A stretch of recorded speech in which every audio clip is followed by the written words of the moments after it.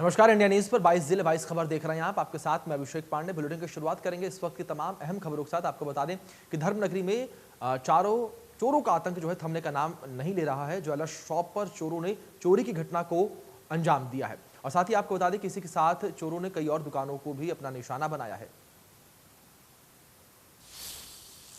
धर्मनगरी में आज चोरों का आतंक दिखाई दिया। चोरों ने एक ज्वेलर शॉप को अपना निशाना बनाया। सबसे पहले चोर मोटी दीवार में सेंध मारी कर अंदर दाखिल हुए, फिर कटर से सेफ काट उसमें लाखों रुपए के सोने चांदी के जेवरात व नकदी लेकर चंपत हो गए। चोर इतने शातिर निकले कि जाते जाते सीसीटीवी की डीवीआर भी ले उड़े ताकि कोई प्रमाण ही ना बचे। सुबह जब दुकानदार दुकान में दाखिल हुआ तो उसके होश फाख्ता हो गए और 10-12 लाख का नुकसान होने पर वह बेहोश होते होते बचा। सूचना मिलने पर हमेशा की तरह पुलिस मौके पर पहुंची व जांच आरंभ कर रटाया जवाब दिया कि जल्द ही चोर सलाखों के पीछे होंगे। अब देखने वाली बात यह रहेगी कि आखिर पुलिस कब तक चोरों को गिरफ्तार कर पाती है। कुरुक्षेत्र से राजीव बरोड़ा, इंडिया न्यूज हरियाणा। तो वहीं फतेहाबाद के गांव दहमान के पास पुलिस ने बाइक सवार नशा तस्कर को गिरफ्तार कर उसके कब्जे से 75 ग्राम हेरोइन बरामद की है।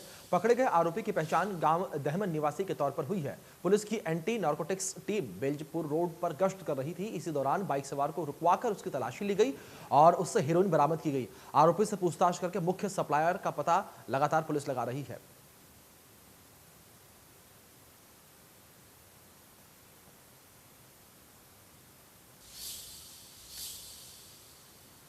पलवल के कैंप थाना क्षेत्र से पुलिस के चंगुल से फरार हुए दुष्कर्म के आरोपी को पकड़ने के लिए पुलिस को गंदे नाले में छलांग लगानी पड़ गई और कड़ी मुशक्कत के बाद पुलिस ने आरोपी को अपनी गिरफ्त में एक बार फिर से लिया, जिसके बाद पुलिसकर्मियों ने राहत की सांस ली। पुलिस ने आरोपी को अदालत में पेश किया, जहां से उसे जेल भेज दिया गया है।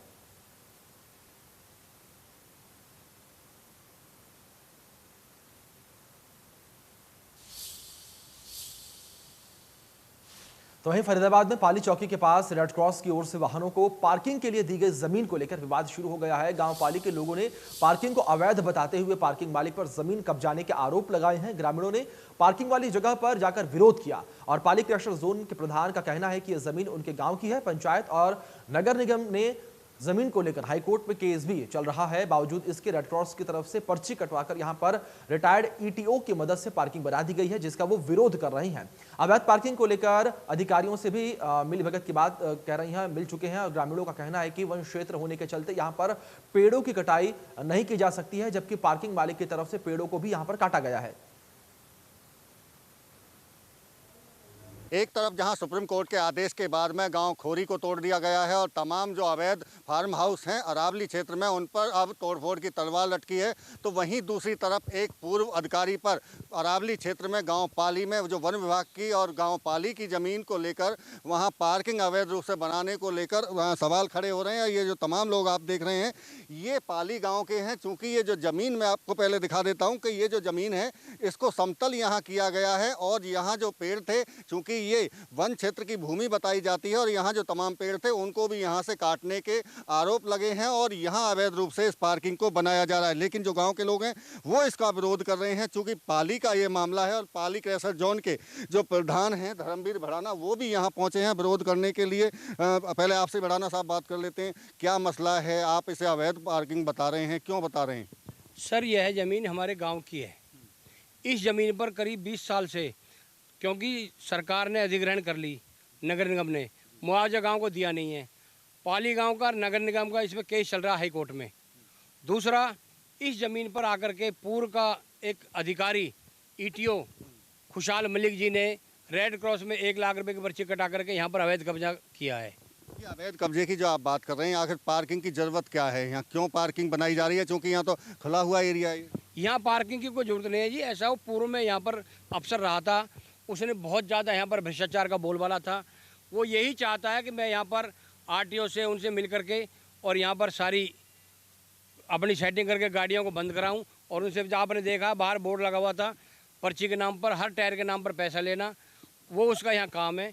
जबकि ये ज़मीन वन विभाग के अंदर आती है। हमने कल राजकुमार डीएफओ साहब राजकुमार यादव जी को भी मैंने फ़ोन किया, उन्होंने संज्ञान लेने के लिए कहा था। कल ही अपना आदमी भेज करके उन पर कहा मैं मंगलवार को यहाँ कार्रवाई हो जाएगी, 2 दिन छुट्टी है। और ये वन विभाग की ज़मीन है। पूरे फरीदाबाद में खोरी को तोड़ दिया गया, फार्म हाउसों को तोड़ा जा रहा है और जवाई कॉलोनी को तोड़ जाएंगे 1 तारीख को। और ये अधिकारी अपनी साँठ गांठ करके पता नहीं डीसी साहब को ज्ञान नहीं था, कहता डीसी साहब ने ज़मीन दी है। इस ज़मीन को सुप्रीम कोर्ट का आदेश से कोई भी कहीं नहीं दे सकता। ये पंचायत की ज़मीन है, हमारा केस चल रहा है, वन विभाग की है। और अधिकारी जानबूझकर, कल इसने गुंडे भी भेजे यहाँ पर 50-60 आदमी, जब हम चले गए हैं। मतलब आप विरोध, तमाम लोग विरोध कर रहे हैं, गांव के और भी लोग हैं, उनसे भी बात करेंगे। मसला क्या है आप बता रहे थे अभी के, एक तो रेट बहुत ज़्यादा पार्किंग के रखे गए हैं, क्या ये पार्किंग वास्तव में ही वैलिड हो सकती है, वैध हो सकती है क्या? देखो, ये एक ज़बरदस्ती इशू बनाया जा रहा है, इसको ज़बरदस्ती पार्किंग बनाई जा रही है। यहाँ पार्किंग की कोई ज़रूरत नहीं है, पाली पुलिस चौकी है, काफ़ी जगह है। अब पार्किंग बनाने का कारण है अवैध उगाई, जिसमें आपको दिखाया है हमने 1000 रुपये पर ट्रिप का, पर गाड़ी का, पर डे का रेट लगा रखा है। इतना अगर हमारी एक गाड़ी 4 दिन खड़ी होगी तो 4000 रुपये कहाँ से कमा के देंगे? खड़ी होने का नुकसान, काम का नुकसान, प्लस इनको अवैध उगाई। अब कहाँ से देंगे? ये ज़मीन आपके गाँव की? हमारे गाँव की, हमारी अपनी मलकियत है। इसमें नगर निगम ने पता नहीं किस कानून के तहत इसको अधिकृत करा है, उसके बावजूद कहीं भी ये रूल नहीं है कि अधिकृत की करी हुई ज़मीन को गांव वालों को, मलकियत होल्डर को मुआवजा ना दिया जाए। हमारे ज़बरदस्ती लूटा गया हमारी प्रॉपर्टी को। तो क्या इसको लेकर हरियाणा में गन्ने की फसल पर टॉप बोरर के अटैक ने किसानों की नींद उड़ा दी है। गन्ने की फसल में यह कीट तेजी से फैल रहा है। में लगी टॉप बोरर बीमारी ने किसानों की नींद उड़ा दी है। यमुनानगर की बात करें तो ये गन्ने का मुख्य क्षेत्र है। यमुनानगर के अलावा अंबाला, करनाल, कुरुक्षेत्र, कैथल में गन्ना जो है काफ़ी ज़्यादा मात्रा में बीजा जाता है। और पूरे हरियाणा की बात करें तो लगभग 2.5 लाख हेक्टेयर के करीब जो गन्ना है वो बीजा जाता है। टॉप बोरर बीमारी की वजह से गन्ने की रिकवरी रुक जाती है और उसका जो है उत्पादन वो कम हो जाता है। इसके अलावा जो टॉप बोरर बीमारी, उसकी अब तक की 3 पीढ़ियाँ आ चुकी हैं। ऐसा कहा जा रहा है यदि 5वीं पीढ़ी आती है तो बहुत ही ज़्यादा नुकसान होता है। वही किसी विशेषज्ञ डॉक्टर JS सैनी ने बताया, क्योंकि पहले तो किसानों ने ध्यान नहीं दिया है, अब क्योंकि जो गन्ना बढ़ चुका है तो अब केवल यही इलाज है कि जहाँ भी टॉप बोरर जिस भी गन्ने में लगा है उसको वहाँ से उखाड़ फेंका जाए ताकि दूसरी जगह गन्ने का प्रभाव ना हो। वहीं किसान सतपाल कौशिक का कहना है कि वो अप्रैल माह से ही गन्ने की टॉप बोरर की दवाई देते आ रहे हैं, लेकिन उनको किसी तरह का कोई प्रभाव नहीं मिला। या तो नकली दवाई है या कहीं और कहीं कमी पाई गई है, इसकी जांच की आवश्यकता है।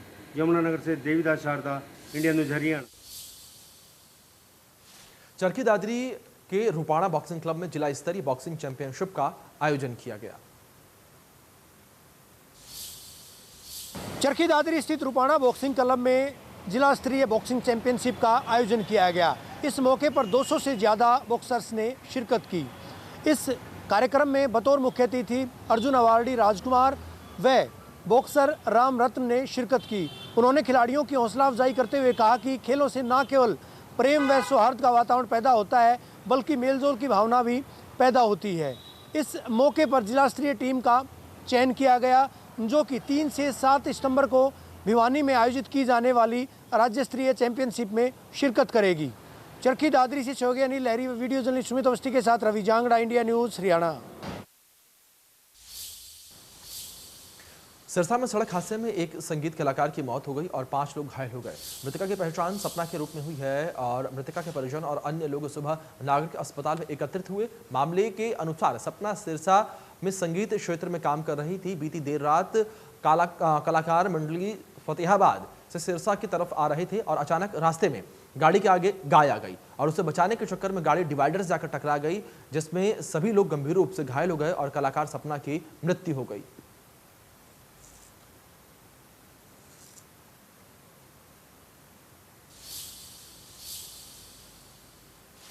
टोक्यो पैरालंपिक्स में भी हरियाणा के खिलाड़ियों का जलवा देखने को मिल रहा है। हरियाणा के लाल सोनीपत के सुमित अंतिल ने जेवलिन थ्रो में गोल्ड मेडल जीता है। सुमित ने 68.55 मीटर जेवलिन फेंककर न सिर्फ गोल्ड मेडल जीता है बल्कि पैरालंपिक्स में नया वर्ल्ड रिकॉर्ड भी स्थापित कर दिया है।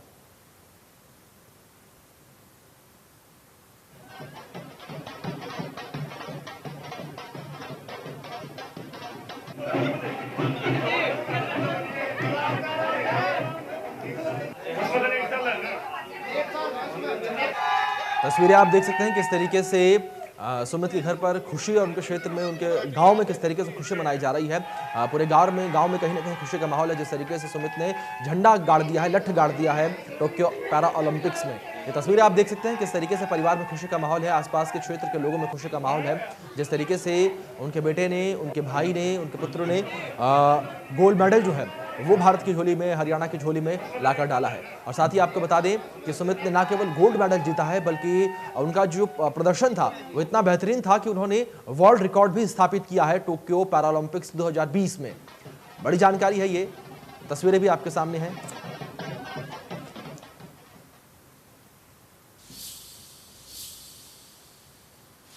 बहादुरगढ़ में योगेश कथुनिया के घर में भी जश्न का माहौल देखने को मिला। जैसे ही परिजनों को पता चला कि योगेश ने सिल्वर मेडल पर कब्जा कर लिया है, परिवार वाले खुशी से झूम उठे। सभी ने खुशी में आतिशबाजी चलाई और ढोल की थाप पर जमकर डांस किया। बहादुरगढ़ के पूर्व विधायक नरेश कौशिक सहित कई नेताओं ने परिजनों को बधाई दी और मिठाई खिलाकर मुंह मीठा करवाया।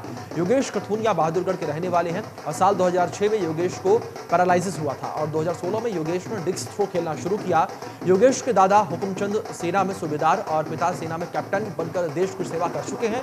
परिजनों का कहना है कि बेटे ने देश और प्रदेश का नाम रोशन कर दिया है। परिजनों ने बताया कि योगेश पिछले 1.5 साल से प्रैक्टिस के चलते घर नहीं आ सका, लेकिन अब जाकर वह घर लौटेगा तो उसका जोरदार स्वागत किया जाएगा। तस्वीरें भी आपके सामने आप देख सकते हैं किस तरीके से परिवार में खुशी का माहौल है, आसपास के लोगों में खुशी का माहौल है, क्षेत्र में खुशी का माहौल है, क्योंकि कहीं ना कहीं योगेश ने नाम जो है वो काफी ऊंचा किया है अपने क्षेत्र का। ऐसा है, ये बचपन से हमारा परिवार इकट्ठा ही रहता था यहाँ, और ये यहीं खेलना सीखा है बहादुरगढ़ में, और खेलते ही खेलते इसको ये पैरालाइज हुआ है। यहाँ सुबह ही यूँ बोला मैं दादा मटर छिलवाता हूँ, ये गया मटर छीलने के लिए वहीं गिर गया। मैं भाग के इसको उठाया, हॉस्पिटल में ले गया, और इसने बहुत ये होते हुए भी इतनी मेहनत करी है और मैं कह नहीं सकता। और देश के लिए जो नाम कमाया है इसने ना, आज मेरे को बड़ी शांति हुई है। कर रहा था और कहा भी था गोल्ड लेकर आना, नहीं तो तुझे ठीक करूँगा, लेकिन कुछ बात नहीं है। वो सिल्वर मेडल भी लिया है तो मेरे लिए एक सोना है, और नाम ऊंचा किया है। समाज में कोई भी ऐसा नहीं है जो इसके बराबर हो जाए गेम में। जन्माष्टमी के मौके पर भिवाड़ी में भी मंदिरों में मनमोहक झांकियां देखने को मिल रही हैं और मंदिरों में जगमग लाइटें भी देखने को मिल रही हैं।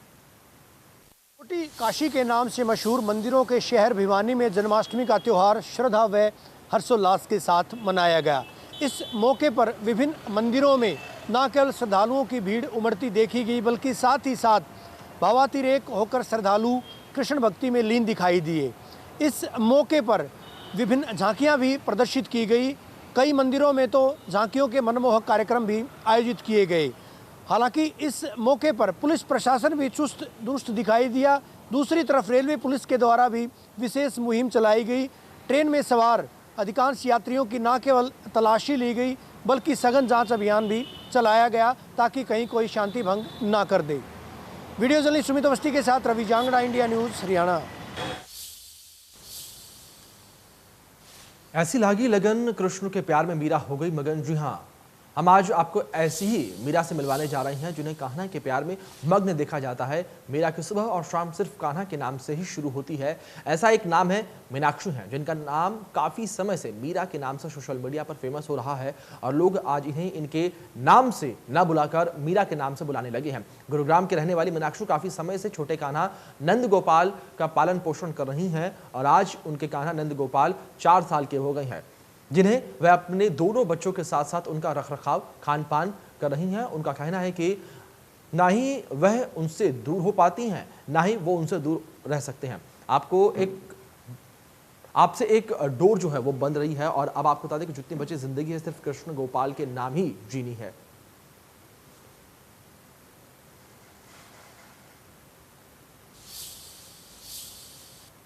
फिलहाल इस बुलेटिन में इतना ही। तमाम बड़े अपडेट्स के लिए आप देखते रहिए इंडिया न्यूज़। धन्यवाद।